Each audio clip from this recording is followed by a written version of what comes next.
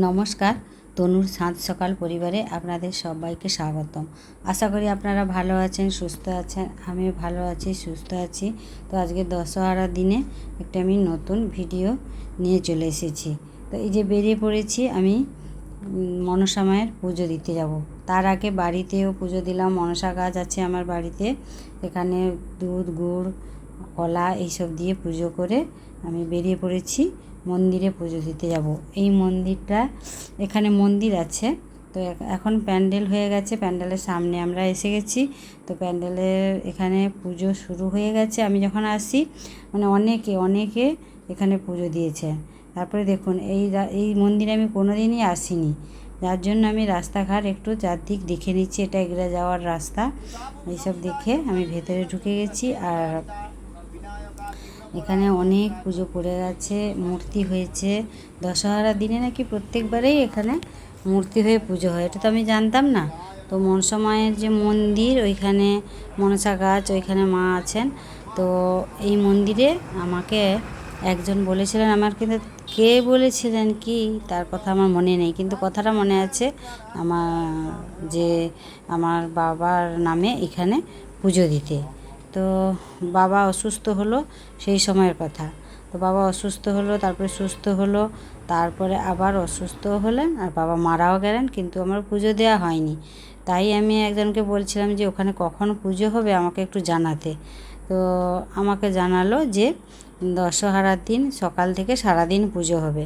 তাই আমি জেনেই পুজো নিয়ে চলে এসেছি। দিয়ে এই যে এখানে আসল যে মন্দিরটাতে প্রত্যেক দিনই পূজা হয়, এখানে পুজো দিলাম এবং ঠাকুরমশাইয়ের সঙ্গে অনেক কিছু কথা বললাম, ওনার সঙ্গে পরিচয় হলো। আর আমরা এই গ্রামে নতুন এসেছি, তো আমাদেরকে চেনেন না, তাই জিজ্ঞাসা করছেন কোথায় থাকেন, কোথায় বাড়ি, এইসব পরিচয় হলো। তো আমাদের পাশের বাড়িতে নাকি উনি পুজো করতে যান। তো আমরা পুজো টুজো দিয়ে এবারে চলে যাচ্ছি আমার বাবার বাড়িতে।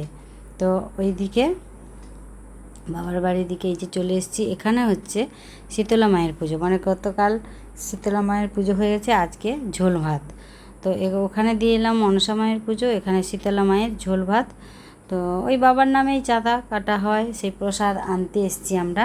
তো আমার আসার কথা ছিল না, ও আমাকে নিয়ে এলো। আমি কিন্তু সকাল থেকে বাড়িতে পুজো করেছি, মনসা মন্দিরে পুজো দিয়েছি, দিয়ে কিন্তু আমার কিছুই খাওয়া হয়নি এবং প্রেশারের ঔষধও খাওয়া হয়নি। তো আমি দোলনের বাড়িতে আমরা এর আগে বসছি, এসে ঠাকুর মন্দিরে থেকে গিয়ে বসছিলাম ওদের বাড়িতে। আমি মুড়ি খেয়ে তারপরে এসেছি। এখন বেজে গেছে বেলা 1টা। তো 1টার সময় এসে দেখি সবাই লাইন দিয়ে দাঁড়িয়ে গেছে। কি বলুন তো, সবাইকে যে যার বাড়িতে মানে 4 জনের মিল হিসাবে মানে প্রসাদ দিয়ে দেওয়া হবে। মানে 1.5 ঘন্টার উপর লেগে গেছে আমাদের এখান থেকে প্রসাদ নিয়ে যেতে। তো আমিও এই লাইনে দাঁড়িয়ে আছি। আমাদেরও বেশিক্ষণ দাঁড়াতে পারে না, যার জন্য পারলো না। ও অন্য জায়গায় দাঁড়ালো, অন্য বাড়িতে গিয়ে বসলো, এইসব করছে। আমি কিন্তু লাইনে দাঁড়িয়ে আছি। তখনই আমার মনে হলো না, আমি একটু ভিডিও করে রাখি, আমার বন্ধুদের সঙ্গে শেয়ার করব। তো আগে কিন্তু এখানে দিচ্ছে সবজি তরকারি, তো অন্নপ্রসাদটা পরে দিতেই সেটাই বিঘ্ন ঘটে গেল। তো সবজি তরকারিটা সবাইকে মানে এখানে বলে দিয়েছে যে 61টা ফ্যামিলি উপস্থিত হবে, তারপরে দেওয়া শুরু হবে। তার মানে কী ব্যাপার বলুন তো, কেউ আসছে কেউ আসছে না, কেউ দাঁড়িয়ে আছে দূরে, যাচ্ছি করছে। এই করতে করতে হাঁকডাক করে সবাই জড়ো হতে দেওয়া শুরু হলো। তো সবজি তরকারি দিল, তারপরে আলু পটল দিল, ওগুলো 2বার করে ঘুরিয়ে দিয়েছে। তারপরে দিল ডাল, এইসব করে করে শেষে দিতে এলো। কী হলো না, কে উপস্থিত হয়েছে নাম দেখার জন্য। তো সবাই আমাদের এর নাম লিখে রেখেছে, কিন্তু আমি বললাম না, এটা বাবার নামেই থাকবে, যেহেতু বাবার গ্রাম, বাবার জন্যই আমাদের এখানে আসা, মানে প্রসাদ নেওয়া সব কিছুই তো বাবার নামই থাকবে। ওরা বললো যে ঠিক আছে। তো তারপর কী হলো, অন্নভোগ যেই দিতে এলো সবার জন্য কম পড়ে গেল।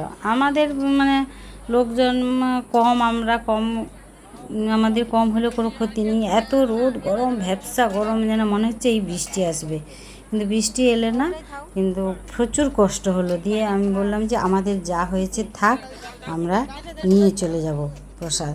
তো কিন্তু অন্যদের কি হলো কি বলুন তো, অন্ন ভোগটাই সবারই কম পড়ে গেল, ওটা নিয়ে একটু গণ্ডগোল বেঁধে গেল। তারপরে ঠিকঠাক হয়ে গেল। এবারে সবাই যে যার সিদ্ধান্তগুলো যে যার বাড়ি থেকে একটু ভাত করে নেবে, নাহলে কারোর বাড়িতেই তো ভাত রান্নাই হয়নি, যেহেতু এখান থেকে যাবে প্রসাদ, রান্নাই হয়নি, এই করে যে যার বাড়ি চলে গেল।